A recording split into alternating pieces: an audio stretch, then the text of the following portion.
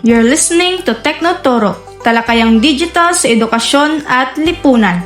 Dito sisilipin natin kung paano binago ng teknolohiya ang paraan ng ating pagtuturo, pagkatuto at ating lipunan.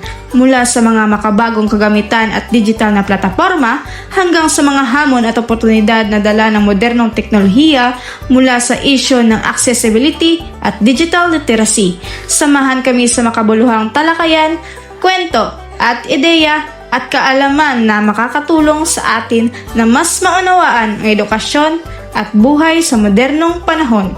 So sit back, relax, and learn with us dito lang sa Teknoturo, talakayang digital sa edukasyon at lipunan.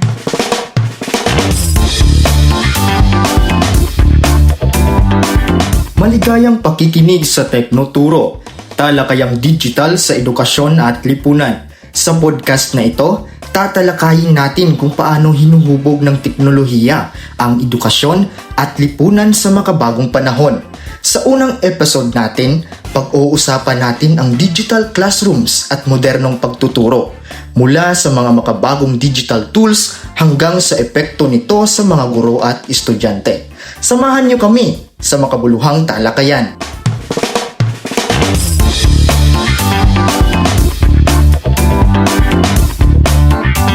Magandang araw sa lahat ng nakikinig. Welcome sa Teknoturo, talakayang digital sa edukasyon at lipunan. Ako nga pala si Mary Rose Cofreros. At ako naman si Angela Calake, ang makakasama niyo sa talakayang ito.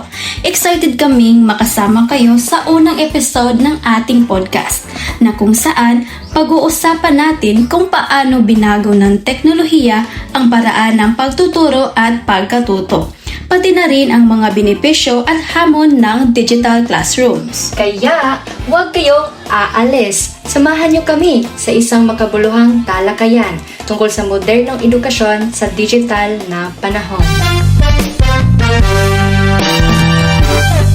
Sa digital classrooms ngayon, mas marami ng paaralan ang gumagamit ng learning management system tulad ng Google Classroom at Moodle. Pati na rin ang mga educational apps tulad ng Kahoot at Quizlet. Nakakatulong ito para mas interactive at engaging ang mga aralin at mas madali ring matunton ang progress ng estudyante. Tama! Bukod pa rito, nagiging flexible ang pag-aaral. Maaaring aralin ng estudyante ang material kahit nasaan sila at pwede rin silang makipag-collaborate online sa kanilang mga kaklase. Para sa mga guro, mas madali rin ang pagbibigay ng feedback at pag-monitor ng learning outcomes. Ngunit may mga hamon din. Hindi lahat ay may access sa gadget o stable na internet, lalo na sa mga rural areas. Kaya, mahalaga ang balance sa pagitan ng traditional at digital learning para walang maiwan sa proseso ng pagkatuto. At hindi rin sapat ang tools lang. Kailangan din ng training para sa mga guro at estudyante para mas maging epektibo ang paggamit ng digital classrooms. Sa huli, ang layunin ay gawing mas engaging, accessible at makabuluhan ang edukasyon sa modernong panahon. At iyan ang pagtatapos ng unang episode ng Teknoturo. Sana ay marami kayong natutunan tungkol sa digital classrooms at modernong pagtuturo. Sa susunod nating episode, tatalakayin natin ang teknolohiya at pagkaka-access sa edukasyon. Salamat sa pakikinig!